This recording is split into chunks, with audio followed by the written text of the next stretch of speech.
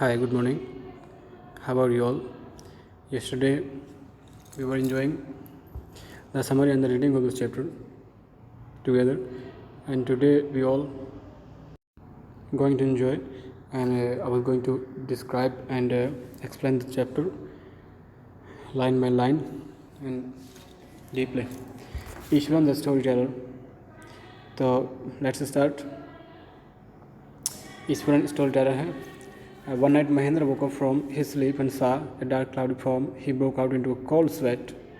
Was it a ghost? एक दिन महेंद्र उठते हैं अपने नींद से और देखते हैं एक काला बादल, एक डार्क क्लाउडी फॉर्म, एक बादल की तरह काला, एक तरह का कोई रूप, कोई अवस्था, कोई फॉर्म अपने सामने देखते हैं, कोई आकृति, और उन्हें लगता है कि ये भूत है और उन्हें पसीना आ जाता है. तो देखें क्या यह भूत था. करते हैं स्टार्ट.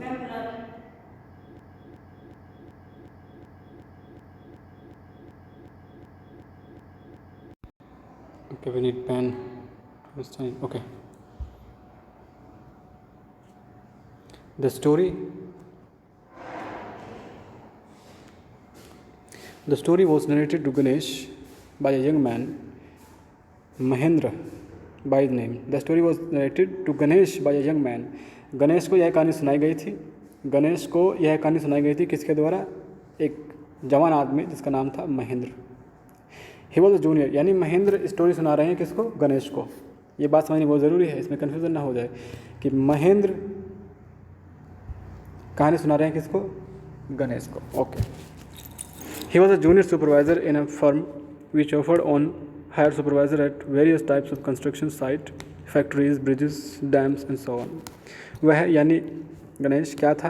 एक जूनियर सुपरवाइज़र था एक फर्म में, जहाँ पे उसको क्या करना होता था? वह वहाँ सुपरवाइज़र था. वहाँ पे बहुत तरह के सुपरवाइज़र थे जिनमें से वह एक था, और वह एक कंस्ट्रक्शन साइट थी. विभिन्न प्रकार के जगह वह कार्य करता था. फैक्ट्रीज़ में या जहाँ पे ब्रिज या पुल वगैरह या डैम, सेतु आदि चीज़ बनती थी, वहाँ पे वह सुपरवाइज़र होता था. उसका काम क्या था? महेंद्र की बात कर रहे हैं, है ना. एंड महेंद्र जॉब, यानी सुपरवाइजर महेंद्र था बेटा, है. Mahendra job was to keep an eye on the activities at the work site. और महेंद्र का कार्य क्या था? जो भी वर्कर्स काम कर रहे हैं, जो भी काम चल रहा है उस साइट पर, उस पर नज़र रखना, ये इसका काम था. Had to keep moving from place to place every now and then as ordered by his head office.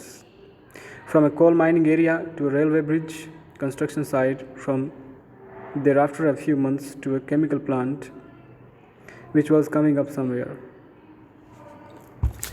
उसको एक जगह से दूसरी जगह जाना पड़ता था. कब? जब उसको ऑर्डर मिलता था, है ना. He had to keep moving from one place to every now and then. उसको जब और तब, यानी कभी कभी, हमेशा, बार बार एक जगह से दूसरी जगह जाना पड़ता था जब उसको हेड ऑफिस से ऑर्डर आता था. और वह हेड ऑफिस कहाँ था? From a coal mining area to a railway bridge construction site. जहाँ पे रेलवे ब्रिज के लिए कंस्ट्रक्शन चल रहा है, उस साइट पर उसका एक ऑफिस था कोल माइनिंग के पास में, है ना. From there after a few months to a chemical plant which was coming up somewhere. जहाँ पे एक केमिकल प्लांट बनने वाला था कुछ महीनों के अंदर ही. तो नेक्स्ट पैराग्राफ देखते हैं.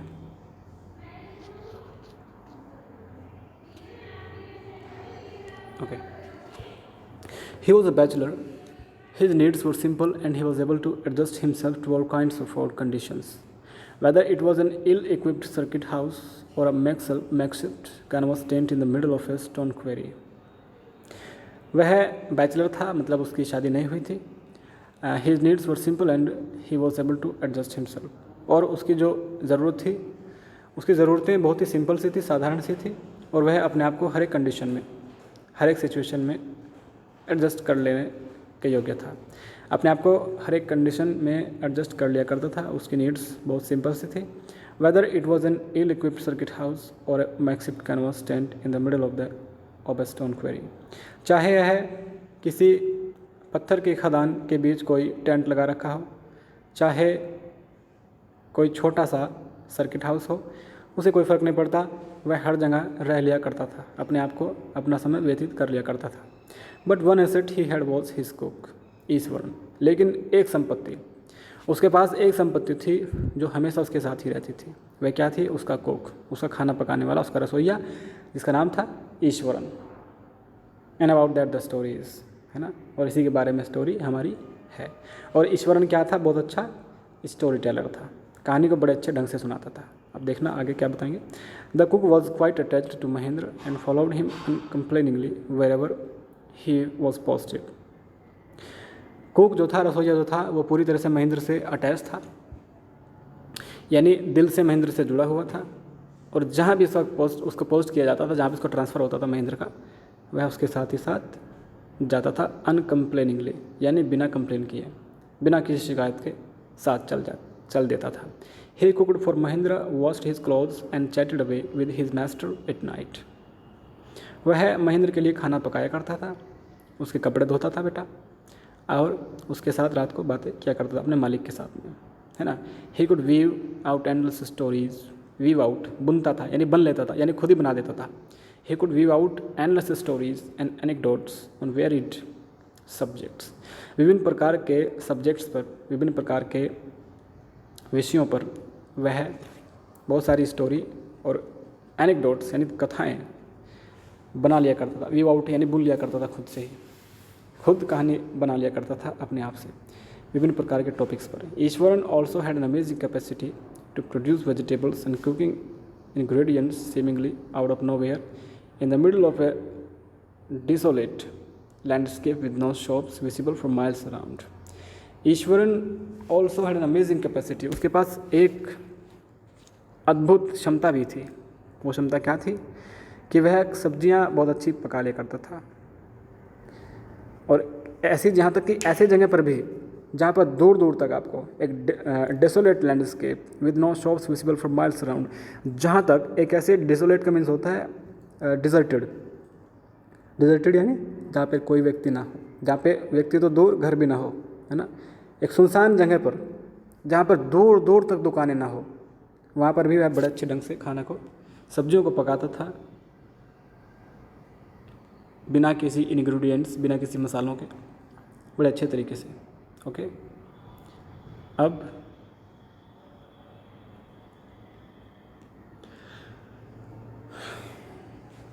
he would miraculously conjure up the most delicious dishes made with fresh vegetables within an hour of arriving at the zinc sheet shelter at the new workplace.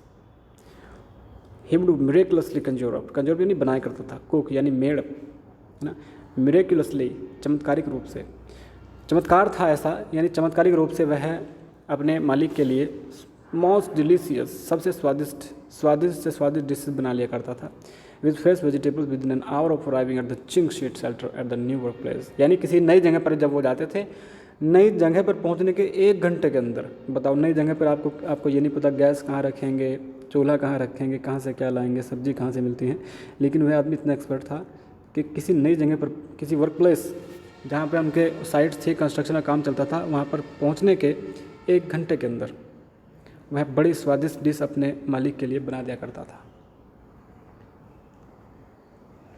Mahendra, line लेते हैं,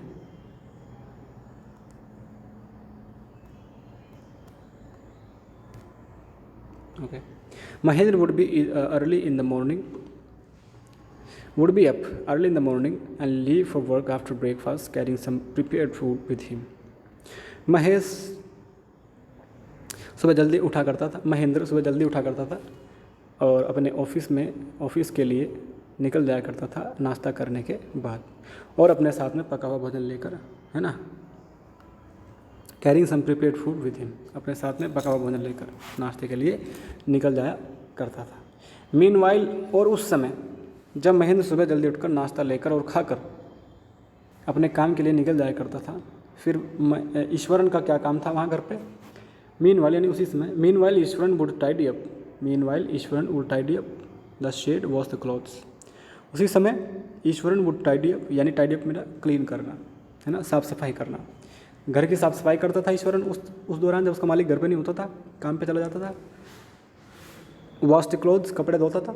and have a leisurely bath, और खाली time की बात लेता था, यानी नहाता रहता था खाली टाइम में, यानी बिल्कुल फ्री होकर, है ना, लीजरली यानी एकदम एकदम एम्प्टी टाइम, एकदम फ्री होकर, बिल्कुल खाली होकर।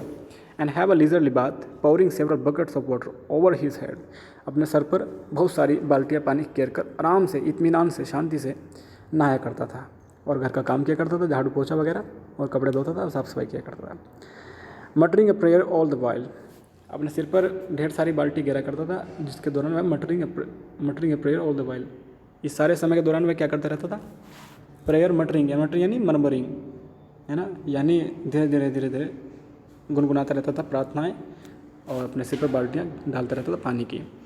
It would be lunch time by then, और फिर लंच टाइम होता था, नहाते नहाते उसको लंच टाइम हो जाता था। After eating he would read for a while before dozing off, और फिर वह सोने से पहले कुछ पढ़ा करता था। He would read for a while before dozing off, dozing off यानी सोना, स्लीप, है ना, स्लीपिंग। तो सोने से पहले वह कुछ पुस्तकें पढ़ा करता था। वो पुस्तकें कौन से टॉपिक पर थी? देखो, the book was usually some popular Tamil thriller running to hundreds of pages. Book किस टॉपिक पर होती थी? The book was usually some popular Tamil thrillers running to hundreds of pages, करीब 100 पेज पढ़ देता था वह दोपहर में। और क्या उसमें क्या था? तमिल की थ्रिलर होते थे, पॉपुलर तमिल थ्रिलर यानी जो रोमांच पैदा करते हैं, जिनमें ऐसा लगता है कि वाह, अरे आगे फिर क्या हुआ, ऐसे इस तरह का थ्रिलर वह पढ़ा करता था। Its imaginative description and narrative flourishes would hold Iswaran in thrill यानी यही इमेजिनेटिव डिस्क्रिप्शन, यानी जो कहानी कहने की ये कला थी, यही उसको आज तक दास बनाए रखी थी।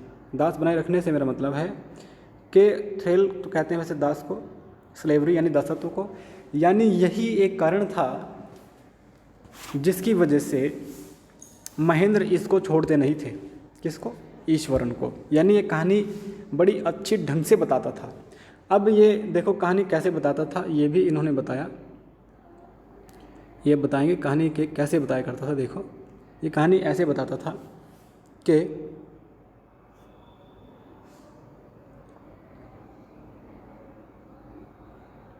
हिज ओन डिस्क्रिप्शन, अरे क्या हो रहा है, देखो, his own description was greatly influenced by the Tamil authors that he red. उसका जो खुद का डिस्क्रिप्शन था वह इतना प्रभावित करता था, जो तमिल की बुक पढ़ता था उनको वह बड़ी अच्छी ढंग से डिस्क्राइब करता था, उनको भी और अपने खुद के एक्सपीरियंस को भी। कैसे? सपोज दैट ये बता रहे हैं कि कैसे वह नरेट करता था हर चीज़ को, कैसे बताता था, कहानी किस ढंग से कहता था। अब आप भी ध्यान से सुनना। When he was narrating even the smallest of incidents, he would try to work in suspense and a surprise ending into the account. When he was narrating even the smallest, जब वह किसी छोटी से छोटी इंसिडेंट को, किसी छोटी से छोटी घटना को नरेट कर रहा होता है, सपोज दैट वह किसी छोटी सी घटना को नरेट कर रहा है, तो वह क्या करता है? इंसिडेंट मीन्स घटना, है ना। He would try to work in a suspense, वह एक सस्पेंस में काम करना पसंद करता था, सस्पेंस में काम करने की कोशिश किया करता। सस्पेंस यानी संदेह में, जिससे अगले व्यक्ति को सस्पेंस पैदा हो कि यार फिर क्या हुआ था, आगे क्या हुआ था, अब क्या करेंगे, है ना।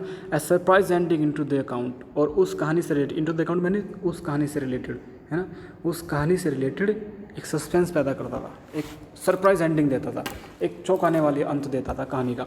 जैसे अब ये बताते हैं, for example, instead of saying that he had come across N uprooted tree on the highway, instead of saying, उदाहरण के लिए ऐसा कहने के बजाय कि he had come across N uprooted tree on the highway, भाई उसने रास्ते पर एक उखड़ा हुआ पेड़ देखा, ऐसा नहीं कहता था। वो ये नहीं कहता था कि मैंने एक उखड़ा हुआ पेड़ रास्ते में देखा, ऐसा नहीं कहता था। ऐसा कहने के बजाय ही वुड से, वह कहा करता था with eyebrows suitably arched and hands held out in a dramatic gesture, अपनी आंखें ऊपर चढ़ाकर, है ना, आईब्रो ऊपर चढ़ाकर, और हाथों का एक विशेष जेस्चर, यानी ड्रामेटिक जेस्चर, यानी एक नाटकीय ढंग से, हाथों के नाटकीय ढंग से पेश करके वह कहा करता था, the road was deserted and I was all alone, सड़क बिल्कुल सूनी थी और मैं बिल्कुल अकेला था। Suddenly I spotted something that looked like an enormous bushy beast lying sprawled across the road, अचानक मेरे सामने कुछ आया जो ऐसा लग रहा था एक बहुत बड़ा विशालकाय झाड़ी जैसा कोई जानवर अपने पंजों को फैलाए रोड पर लेटा हुआ है। I was half inclined to turn and go back. मैं तो डर गया था और वापस लौटने ही वाला था। But as I came closer I saw that it was a fallen tree with its dry branches spread out.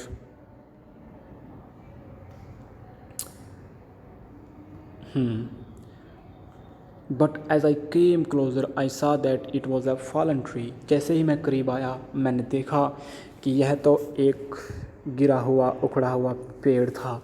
With its dry branches spread out, और इसकी शाखाएं फैली हुई थी चारों तरफ को, सूखी हुई, मुरझाई हुई। Mahendra would stretch himself back in his canvas chair and listen to Iswaran's tales in uncritically. Mahendra अपनी कुर्सी पर उठकर बैठ जाया करता था, है ना, अपने आप को फिर से उसकी अपने चेयर पर बैठा लिया करता था उसकी स्टोरी सुनने के लिए, और ईश्वरन की स्टोरी बड़ी ध्यानपूर्वक सुनता था। तो देखा आपने बेटा एग्जाम्पल, ऐसा कहने के बजाय कि मैंने रास्ते में, अब आपने देख लिया होगा वो कितना अच्छा स्टोरी टेलर था, है ना। तो ये कहने के बजाय कि मैंने रास्ते में एक पेड़ देखा उखड़ा हुआ, ये क्या कहा करते थे, ये कहते थे कि मैं जा रहा था एक सुनसान रास्ता, है ना, अंधेरा, सड़क पर कोई नहीं, और मुझे दिखाई दिया जैसे एक बहुत बड़ा जानवर, पता नहीं क्या भूत, अपने पंजे को फैलाए सड़क पर लेटा हुआ था। लेकिन मैं डर कर वापस भागने ही वाला था।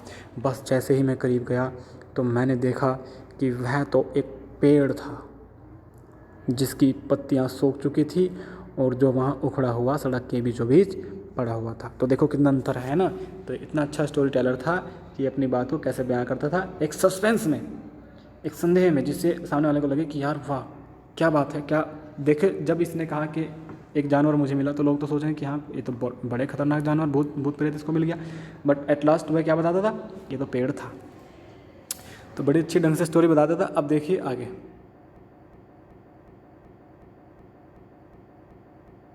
है ना। The place I come from is famous for timber, Eswaran would begin.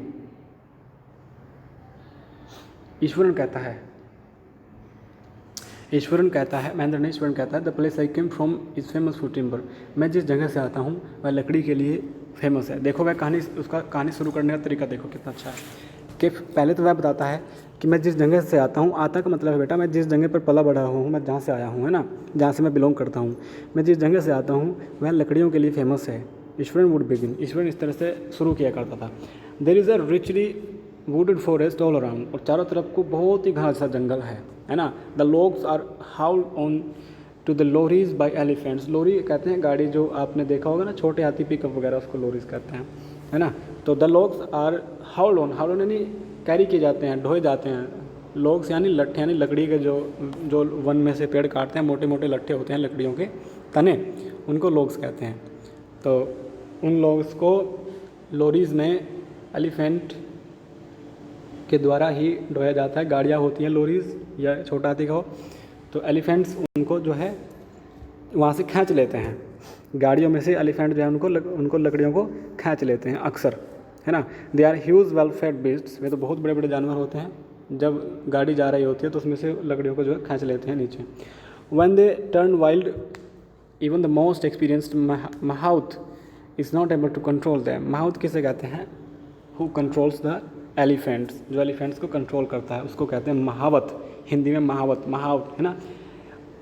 तो जब वे क्या होता है, व्हेन दे टर्न वाइल्ड, जब वे जंगली हो जाते हैं, है ना, व्हेन दे टर्न वाइल्ड, जब हाथी जंगली हो जाते हैं यानी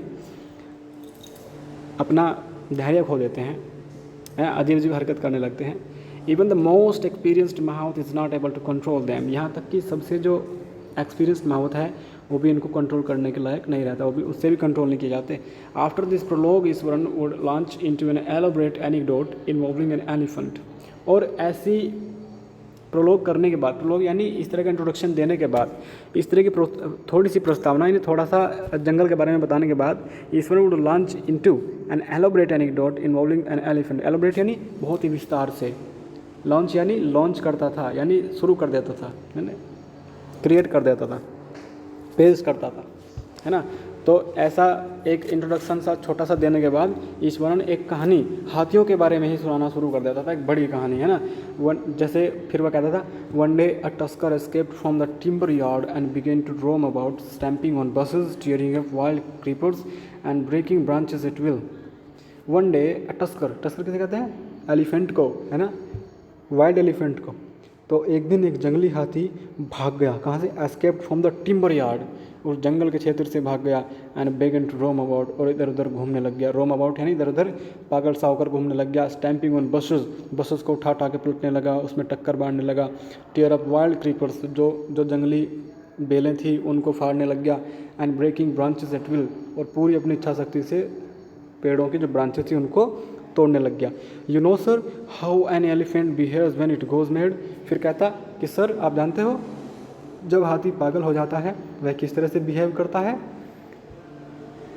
Eswaran would get so caught up in the excitement of his own story. बताते हैं कि ईश्वरन अपनी खुद की स्टोरी में इतना मग्न हो जाता था। Eswaran would get so caught up in the excitement of his own story that he would get up from the floor and jump about, stamping his feet in emulation of the mad elephant. वह अपनी कहानी बताने में इतना पागल हो जाता था, इतना खो जाता था कि वह भी एक हाथी की तरह ही, है ना, एक हाथी की तरह जैसे बता रहा है कि हाथी जो है बसों को टक्कर मार रहा है, ऐसे हाथों को उठा रहा है, पैरों को उठा रहा है, वह भी खुद भी हाथी की एम्यूलेशन करने लग जाता था, यानी इमिटेशन, यानी उसकी नकल करने लग जाता था हाथी की।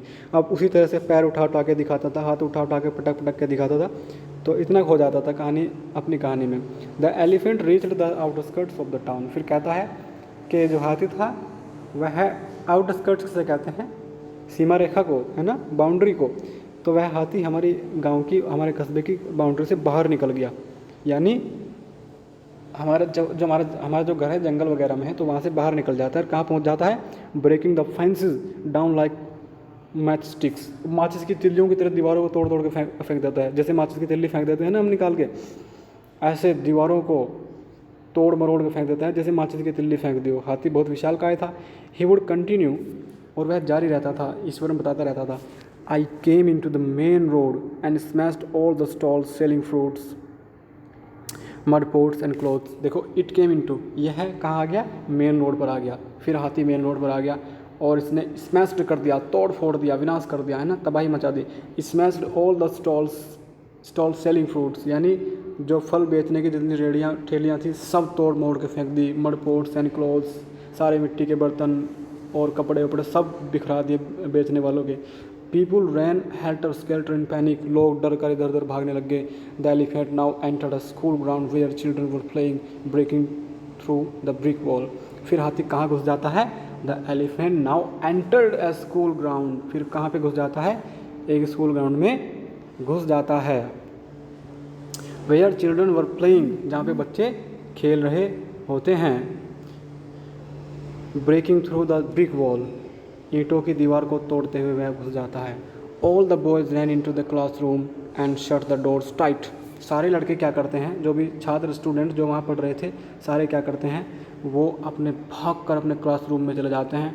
And shut the doors tight, और जाकर अपने दरवाजे को अंदर से टाइट शट कर लेते हैं, बंद कर लेते हैं।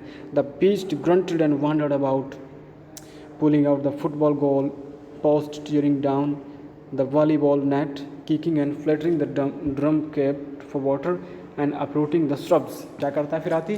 द बीस्ट कहते हैं जानवर को, एनिमल को।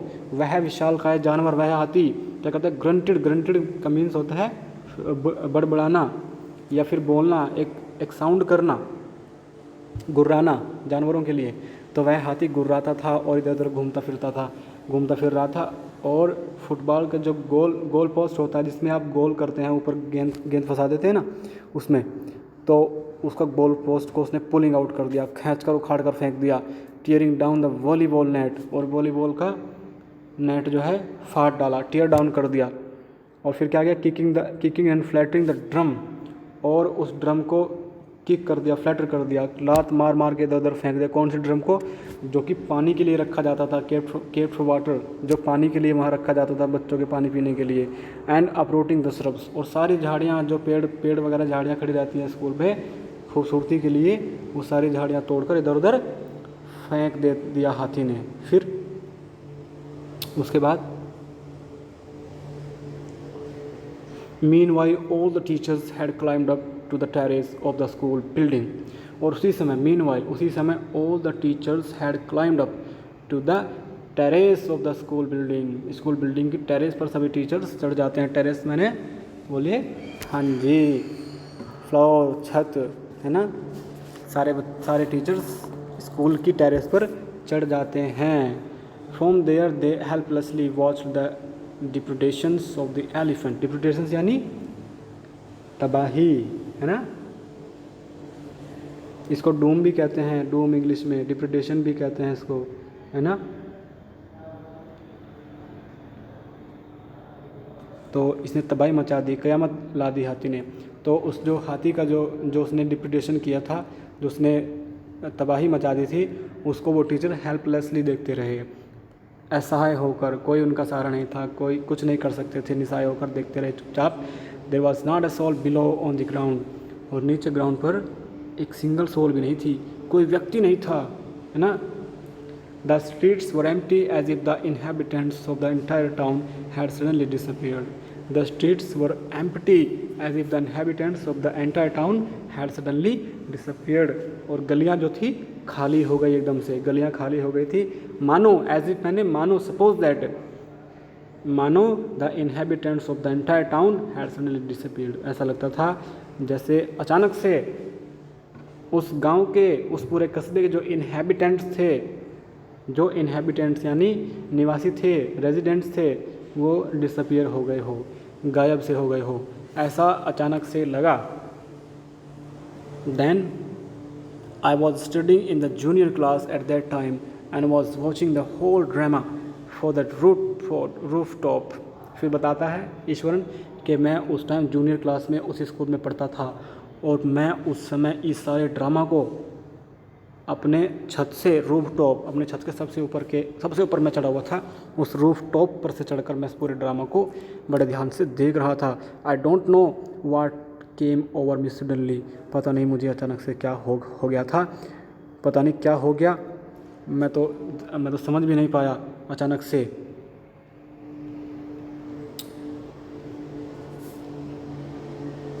I grabbed a cane from the hands of one of the teachers and ran down the stairs and into the open. मैंने एक टीचर के हाथ से एक केन, है ना, जो टीचर्स ने रखते हाथ में रूल्स, वो केन ले लिया, छीन लिया, और फिर क्या किया, ran down the stairs and into the open, और फिर वहाँ से उस खुले मैदान में उस हाथी की तरफ को सीढ़ियों से उतरते हुए दौड़ता हुआ गया। पता नहीं मुझे क्या हो गया था, ये बता रहे हैं स्वर्ण। The elephant granted and menacingly swung a branch of a tree which it held in its trunk. फिर हाथी गुस्साया, उसने ग्रंट किया यानी फिर से गुराया, और उसने बड़े ही अमेजिंगली, बड़े ही menacingly, बड़े ही भयंकर रूप से एक पेड़ की ब्रांच हिलाई यानी तोड़कर उठाई, which it held it in its trunk, अपने सूंड में, अपने ट्रंक में उस ब्रांच को लिए हुए था, और वह उसने मेरी तरफ को हिलाई, स्वंग की। It stamped its feet, kicking up a lot of mud and dust. उसने अपने पैरों पर क्या कर लिया था हाथी ने, घूम घूम के बहुत सारी डस्ट उसके हाथ में लग गई थी, उसके पैरों में लग गई थी, और कीचड़ वगैरह हो गया था, उसके पैरों पर लगा हुआ था बुरी तरह। It looked frightening, वह बहुत ही फ्राइटनिंग, बहुत ही डरावना, बहुत ही खतरनाक सा लग रहा था। ऐसा नहीं लगता था कि हाथी है, बहुत खतरनाक लग रहा था कि पता नहीं क्या है। But I moved slowly towards it, stick in hand, अपने हाथ में वह स्टिक, वह कैन लेते हुए मैं दौड़ा उस हाथी की तरफ को। आई मूव स्लोली, मैं धीरे धीरे उसकी तरफ को चला। People were watching the scene hypnotised from nearly house tops. जो पास के घर थे, जो पास के मकान थे, उनके टॉप से, उनके सबसे ऊपर के शीर्ष पर खड़े हुए लोग जो है हिप्नोटाइज से होकर, हिप्नोटाइज मीन्स मंत्रमुग्ध से होकर, यानी पूरे हिप्नोटाइज, यानी वह कुछ नहीं कर सकते थे, हिप्नोटाइज हो गए थे। आप जानते होंगे हिप्नोटाइज का मीनिंग। तो हिप्नोटाइज से होकर सिर्फ मेरी तरफ को देख रहे थे और कुछ नहीं उन्हें सूझ रहा था। इस पूरे सीन को ध्यान से देख रहे थे। The elephant looked at me red eyed ready to rush towards me. हाथी लाल आंखों से मेरी तरफ को देख रहा था और वह